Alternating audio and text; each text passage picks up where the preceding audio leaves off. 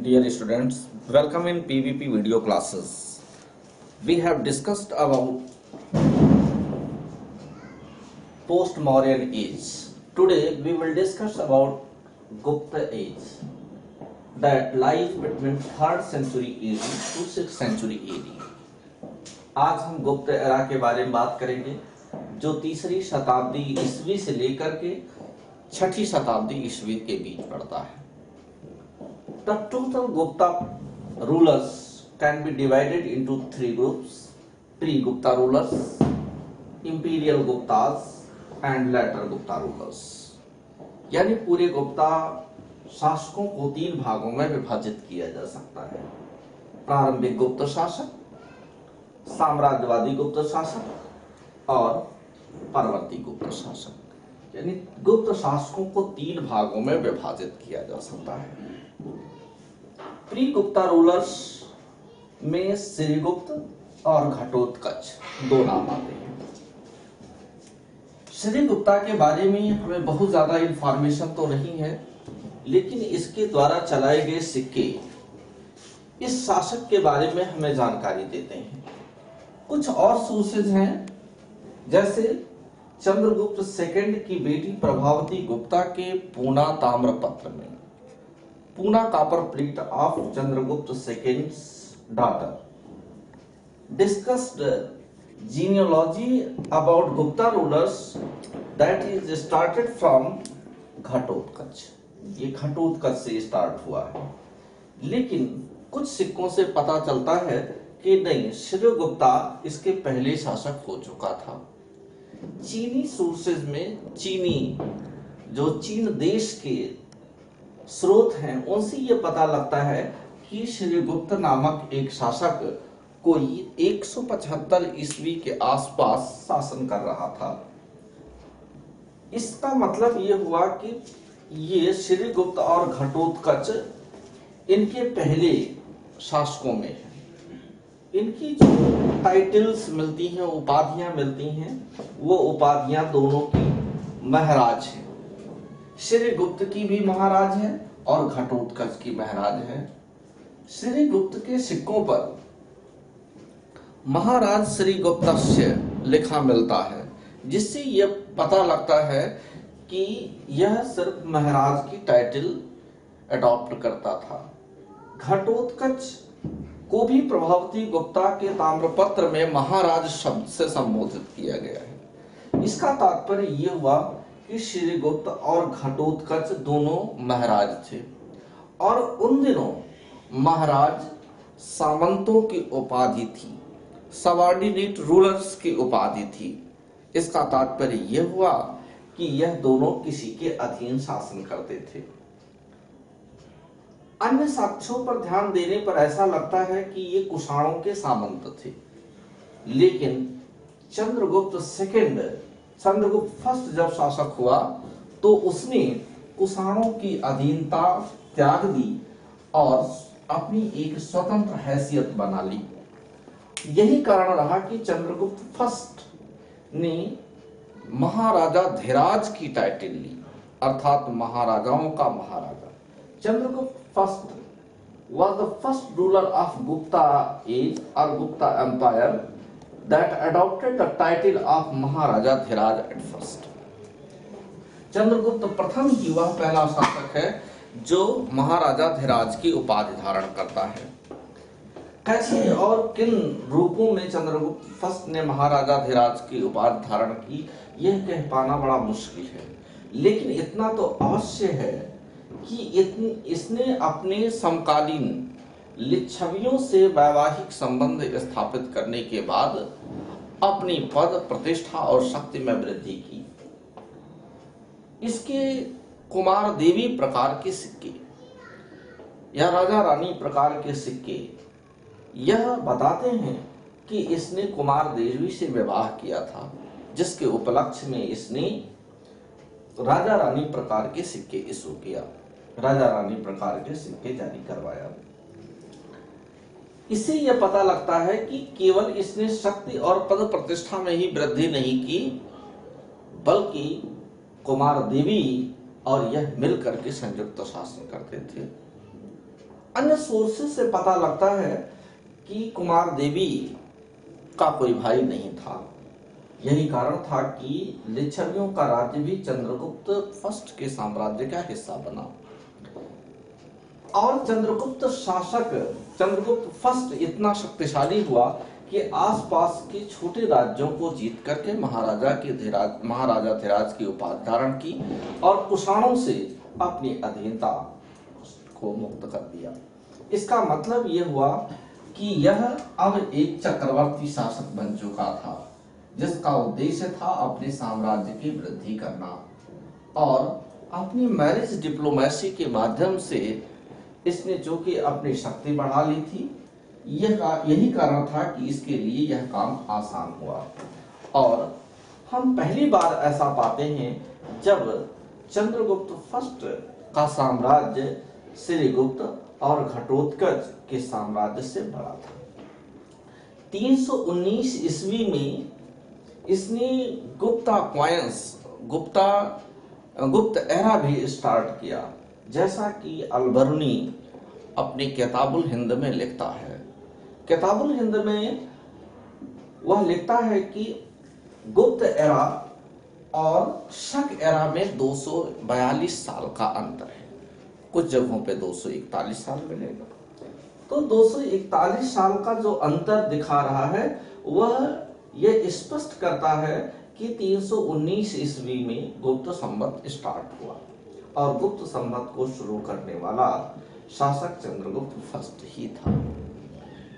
यह पहला ऐसा शासक है जिसने महाराजा धीराज की टाइटल से सोने के सिक्कों का प्रचलन करवाया। चंद्रगुप्त फर्स्ट ने अपने शासनकाल में ही अपने बेटे समुद्रगुप्त को अपना उत्तराधिकारी बनाया और जब अपना उत्तराधिकारी इसने बनाया तो समुद्रगुप्त ने अपने आप को हमेशा लिच्छवि दौहित्र कह करके संबोधित किया। इससे यह पता लगता है कि लिच्छवि दौहित्र कहने के पीछे कारण यह है कि समुद्रगुप्त ने लिच्छवियों से अपने संबंध जोड़ करके अपने वैश्य होने को छिपाना चाहता था।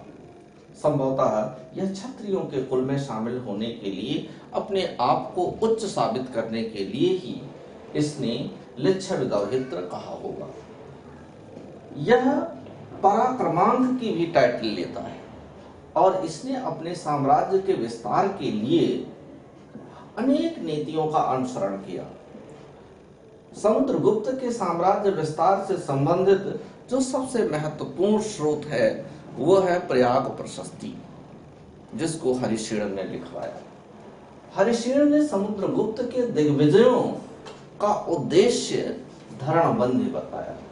धरणबंदी का मतलब पृथ्वी को बांध लेने वाला। इसने पहली बार दिखाया है कि पहली बार इसने आर्यावर्त का अभियान किया। फर्स्ट एक्सपेडिशन ऑफ आर्यावर्त, इसमें इसने अच्युत, कोतकुलज और नागसेन 3 राज्यों को विजिट किया और विजिट करने के बाद ही स्टार्टेड साउथ एक्सपेडिशन, दक्षिण का अभियान शुरू किया।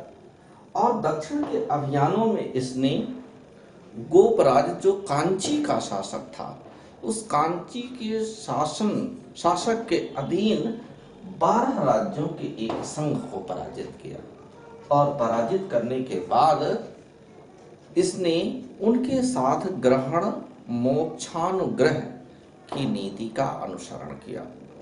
ग्रहण मोक्षानुग्रह का मतलब हुआ सबसे पहले कि उसने इनको अक्वायर किया, जीत लिया, उसके बाद में उनको मुक्त कर दिया। यह ग्रहण मोक्षानुग्रह की नीति कहलाती है। इसके बाद ही समुद्रगुप्त पुनः दक्षिण से जब लौटता है तो आर्यावर्त का सेकंड अभियान करता है, द्वितीय अभियान, यानी second expedition of Aryavarta. In second expedition of Aryavarta Samudragupta adopted the policy of प्रसभोद्धरण की नीति यह कहलाती है to merge the conquered areas in empire, पूरे साम्राज्य में जीते हुए राज्यों को मिला लेना, यह नीति कहलाती है। आसपास के क्षेत्रों को जीतने के बाद समुद्रगुप्त ने फ्रंटियर स्टेट्स के देशी और विदेशी दोनों प्रकार के राज्यों को जीतने की कोशिश की। विदेशी राज्यों में शक, कुषाण और मुरुंड 3 राज्य थे जिनको विलय करने के लिए इसने कन्योपदान की नीति का अनुसरण किया, अर्थात उन्होंने इनसे उनकी कन्याएं सिक्योरिटी के रूप में लेकर के उनके राज्यों को ऑटोनॉमस बनाकर छोड़ दिया, अर्थात उन्हें करत बना लिया। देशी राज्यों में 2 तरह के राज्य थे, एक तो गणराज्य थे जैसे यौधे, अर्जुनायन, कठ, ये सारी जातियां थीं। उसके बाद कुछ देशी राज्य थे, नेपाल, कशक जैसे अनेक राज्य थे जहां राजतंत्रात्मक व्यवस्था थी। इन देशी राज्यों के साथ उसने जिस नीति का अनुसरण किया उस नीति को प्रयाग प्रशस्ति में लिखा गया है सर्व कर दानाज्ञा प्रणामागमन, अर्थात सभी प्रकार के कर, दान, प्रणाम, ये सारी चीजें उसमें शामिल करता है। अर्थात इन समुद्रगुप्त ने जो देशी राज्यों को विजय किया उनको भी पूरी तरह से अपने साम्राज्य में मिलाया नहीं, अपितु उनको कुछ शर्तों के तहत मुक्त कर दिया। इससे हम ये कह सकते हैं कि समुद्रगुप्त ने पूरे भारत की भौगोलिक स्थिति में जिस नीति को उपयुक्त और न्यायसंगत समझा वही किया। जैसी जिसकी भौगोलिक स्थिति थी, जैसी जिसकी सांस्कृतिक स्थिति थी, उन सांस्कृतिक और भौगोलिक स्थितियों को ध्यान में रखते हुए समुद्रगुप्त ने इन राज्यों को अपने साम्राज्य का हिस्सा बना लिया। निश्चित तौर पे इसके आधार पे हम ये कह सकते हैं कि समुद्रगुप्त एक अनोखा साम्राज्यवादी था। यूनिक इंपीरियल रूलर्स, स्मिथ ने इसको नेपोलियन ऑफ इंडिया की संज्ञा दी है। जाहिर सी बात है कि वह नेपोलियन ऑफ इंडिया नहीं, उससे बड़ी संज्ञा से विभूषित किया जाने लायक है। समुद्रगुप्त ने जिस पराक्रम को किया उस पराक्रम के आधार पर ही हरिशेन ने लिखा है अपनी प्रयाग प्रशस्ति में कि यह पृथ्वी पर निवास करने वाला देवता था। इसको एक देवता की संज्ञा के रूप में संबोधित किया गया।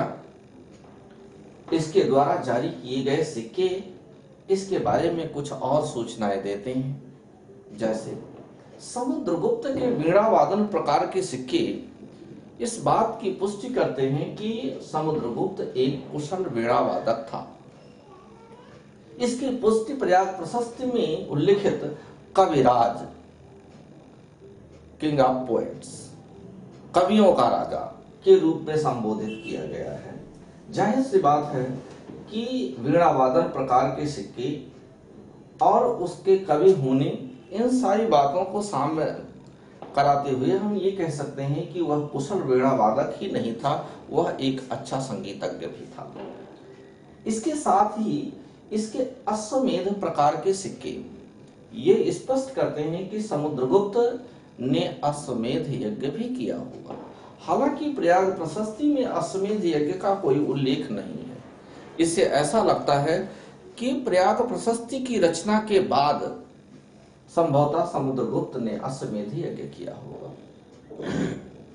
समुद्रगुप्त के बारे में अभी तक जो हिस्ट्री कहती थी वह हिस्ट्री चंद्रगुप्त सेकंड की तरफ जाती थी, लेकिन कुछ आधुनिक साक्ष्यों से यह पता लगता है कि नहीं, समुद्रगुप्त के बाद रामगुप्त कुछ समय के लिए शासक हुआ। हर्षचरित, कौमुदी महोत्सव जैसे अनेक ग्रंथ हैं जो रामगुप्त की भी चर्चा करते हैं।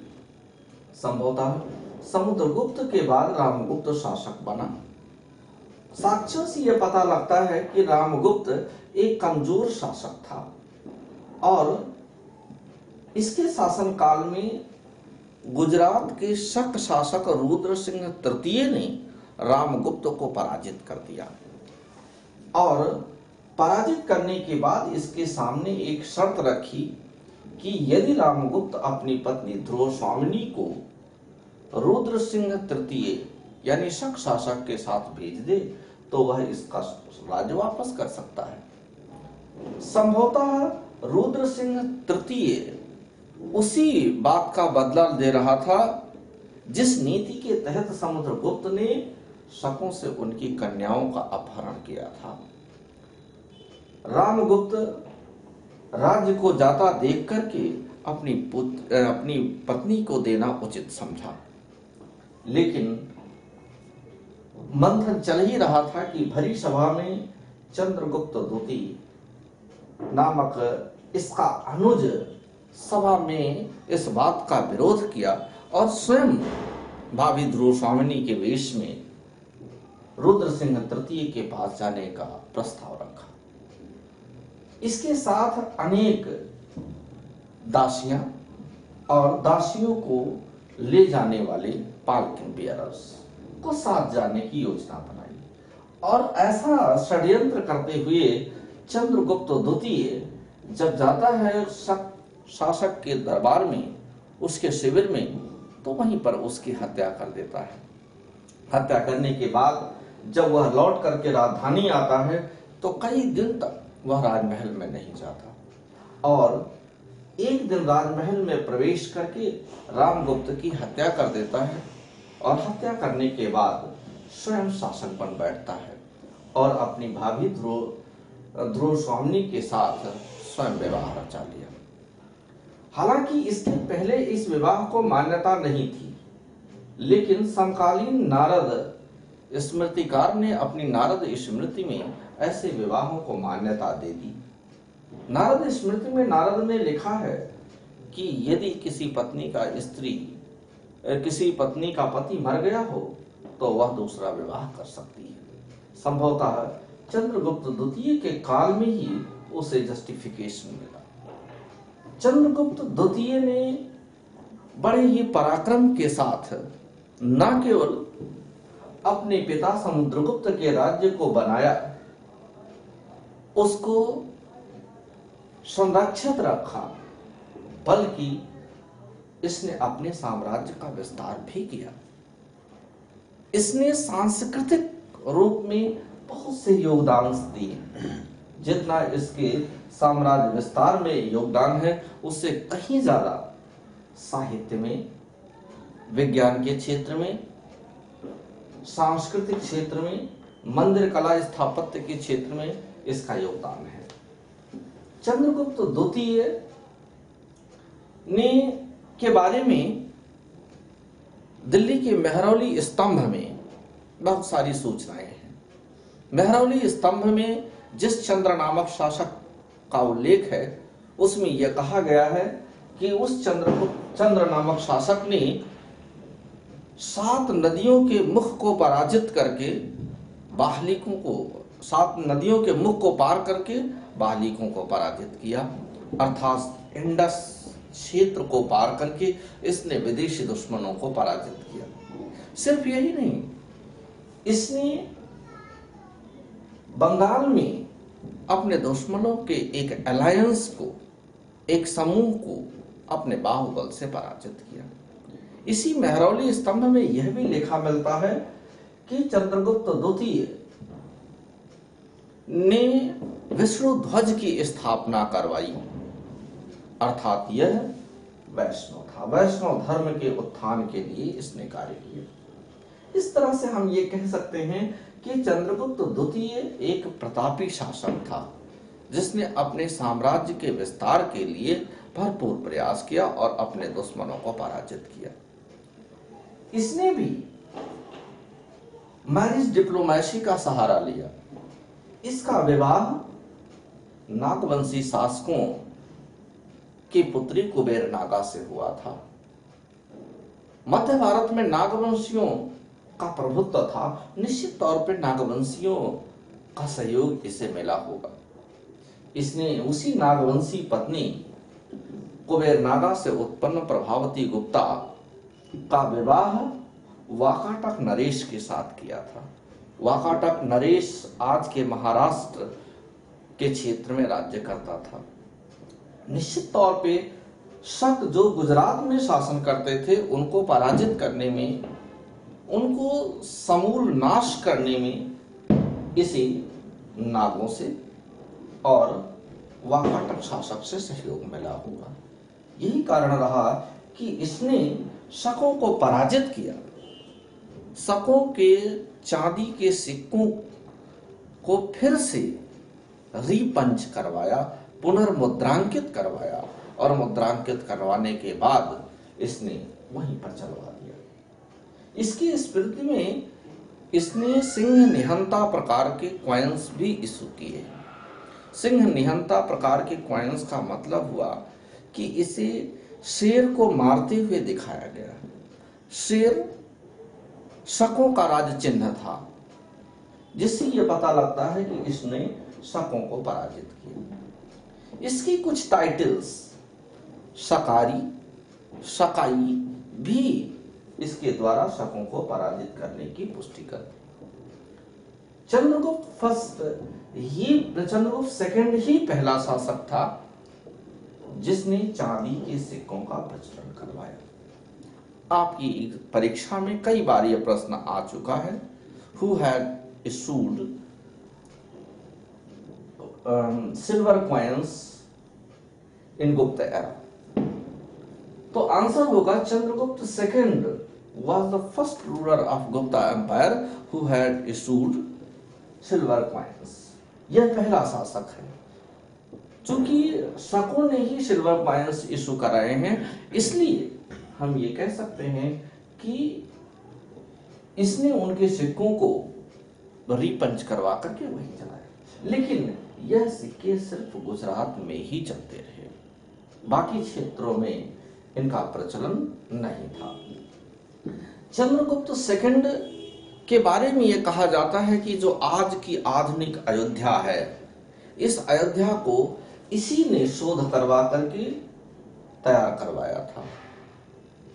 इसके पहले के साक्ष्य वहां नहीं मिलते। आर्कियोलॉजिकल साक्ष्य भी इस बात की पुष्टि करते हैं। इसका तात्पर्य यह है कि यह उत्साही वैष्णव था, जो वैष्णव धर्म के पुनर्प्रतिष्ठा के लिए प्रयासरत था। इसके दरबार में नवरत्न रहा करते थे, जो विद्वानों की एक मंडली थी। कालिदास, धन्वंतरी, अमर सिंह, छपड़क, शंकु, वेताल भट्ट, वराहमिहिर, घटकपर्व और वररुचि, ये 9 विद्वान इसके दरबार में रहते थे, जो जिन्हें नवरत्न की संज्ञा दी गई। कालिदास उसमें से प्रमुख थे। उज्जैनी में अनेक बार ऐसे कवियों का सम्मेलन हुआ जहां पे नए कवियों को राष्ट्रीय कवि की संज्ञा दी जाती थी, और उस परीक्षा में कालिदास कई बार बैठे। कालिदास ने एक बार कुंतल नरेश के यहां चंद्रगुप्त सेकंड के दूत के रूप में पधारा। कुंतल नरेश काकुस्थ वर्मा की पुत्री का विवाह कुमारगुप्त फर्स्ट के साथ हुआ था। इससे यह पता लगता है कि चंद्रगुप्त सेकंड ने न केवल अपने वैवाहिक संबंध बल्कि अपने पुत्रों के वैवाहिक संबंधों के माध्यम से अपने साम्राज्य का विस्तार किया, अपनी शक्ति में वृद्धि की, और सांस्कृतिक योगदानों के माध्यम से यह जनता को, बहुसंख्यक जनता को खुश करने का प्रयास किया। इसके बाद कुमारगुप्त फर्स्ट शासक बनता है। हालांकि कुमारगुप्त फर्स्ट अपनी वृद्धावस्था में शासक बनता है, क्योंकि चंद्रगुप्त द्वितीय एक लंबे समय तक शासन करता रहा। यही कारण रहा कि कुमारगुप्त फर्स्ट की बहुत ज्यादा उपलब्धियां नहीं है। हाँ, यह अवश्य है कि पूरे गुप्त काल में सबसे ज्यादा जिनके अभिलेख मिले हैं वह कुमारगुप्त फर्स्ट ही है। कुमारगुप्त फर्स्ट कि एक सिक्के पर इसे गैंडा को मारते हुए दिखाया गया है, जिससे यह पता लगता है कि he had conquered Assam areas, जो आज का असम का क्षेत्र है उनको जीता, क्योंकि उसी क्षेत्र में गैंडा मिलते हैं। इससे वहां तक इसके पहुंचने की पुष्टि होती है, और बाकी इसके बारे में कोई खास जानकारी नहीं मिलती। हाँ, इतना अवश्य है कि इसके शासन काल में नर्मदा नदी के आसपास क्षेत्रों में रहने वाली पुष्य मित्र जातियां इसके साम्राज्य में विद्रोह करती, जिससे कि गुप्त वंश के लक्ष्य में विचलित हो गई। ऐसी सूचना हमें गाजीपुर के भीतरी अभिलेख से मिलती है। भीतरी अभिलेख में लिखा मिलता है कि पुष्य मित्रों के विद्रोह से गुप्त वंश के लक्ष्य में विचलित हो गई, जिससे कुमारगुप्त फर्स्ट के बेटे स्कंदगुप्त को रात भर जाग कर धरती पर गुजारना पड़ा, लेकिन वह चंचल लक्ष्मी को स्थिर करने में सफल रहा। हालांकि जब वह इस खुशखबरी को सुनाने के लिए राजमहल में पहुंचता है, तो भीतरी अभिलेख के अनुसार वह अपनी माता को विधवा पाता है, अर्थात कुमारगुप्त फर्स्ट की मृत्यु हो चुकी थी। कुमारगुप्त फर्स्ट ही वह शासक था जिसने चांदी के सिक्कों को मध्य भारत तक लाया और मध्य भारत में चलवा लिया।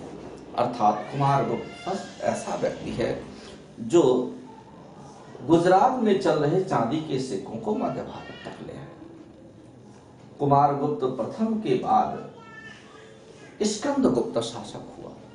साक्ष्यों से यह पता लगता है कि स्कंदगुप्त कुमारगुप्त प्रथम का बड़ा बेटा नहीं था, लेकिन इसने अपने भाइयों को उत्तराधिकार की युद्ध में पराजित कर दिया, और पराजित करने के बाद स्वयं शासक बन बैठा।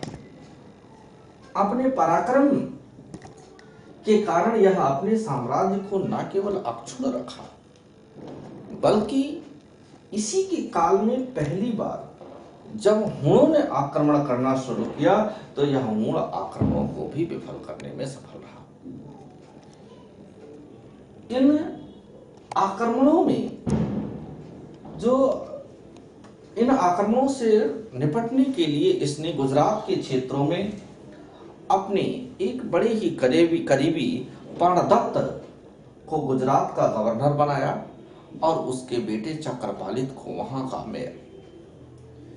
उन दोनों चक्रपालित और प्रणदत्त के माध्यम से गुजरात का क्षेत्र इन्होंने संरक्षित किया, और उधर से हुणों के आक्रमण को विफल करने में उनको एक द्वारपाल के रूप में रखा। इस तरह से हम देखते हैं कि स्कंदगुप्त ने अपने साम्राज्य की रक्षा के लिए अपने मित्रों का भरपूर सहयोग लिया और अपने साम्राज्य को सुरक्षित रखा, विद्रोहियों को दमन कर दिया। स्कंदगुप्त के कुछ सिक्कों पर इसको मोरों को दाना खिलाते हुए दिखाया गया है। इससे यह अर्थ निकलता है कि संभवतः यह कार्तिकेय का भक्त था। स्कंदगुप्त के मृत्यु के बाद गुप्त साम्राज्य लगभग छिन्न भिन्न होने लगा। बुद्धगुप्त बहुत मजबूत शासक नहीं था। बुद्धगुप्त के थोड़े ही समय बाद संभवतः इसका साम्राज्य अनेक भागों में बट गया। नरसिंहगुप्त बालादित्य इसमें थोड़ा पावरफुल शासक हुआ, लेकिन हम इसे मध्य भारत में शासन करता हुआ पाते हैं। इससे यह पता लगता है कि संभवतः बुद्धगुप्त पाटलिपुत्र से, नरसिंहगुप्त मध्य भारत से शासन कर रहा था, और वैन्यगुप्त इसी बीच में मिलता है, जो हम पाते हैं कि पश्चिम से शासन कर रहा था। इसका तात्पर्य यह हुआ कि लेटर गुप्त एरा में गुप्त साम्राज्य लगभग टूटने लगा था, और इस काल में हुणों का आक्रमण और तेज हो गया। हालांकि हुणों का पहला आक्रमण स्कंदगुप्त के समय में हुआ। कई बार प्रश्न ये आ चुका है कि फर्स्ट टाइम उन्होंने किसके समय में अटैक किया, तो वह था स्कंदगुप्त, जिसके समय में हुणाज फर्स्ट अटैक हुआ। नरसिंहगुप्त बालादित्य ने हुणों को पराजित करके उन्हें रिपल्स कर दिया, अपने देश की बाउंड्री से बाहर निकाल दिया। लेकिन भानुगुप्त को भी इन हुणों के आक्रमणों को झेलना पड़ा। भानुगुप्त का सेनापति गोपराज इन्हीं हुणों से लड़ता हुआ मारा गया, जिसकी सूचना हमें मध्य प्रदेश के एरण अभिलेख से मिलती है। एरण अभिलेख में लिखा मिलता है कि भानुगुप्त के सेनापति गोपराज की मृत्यु के बाद उसकी पत्नी उसकी चिता पर जल करके मर गई।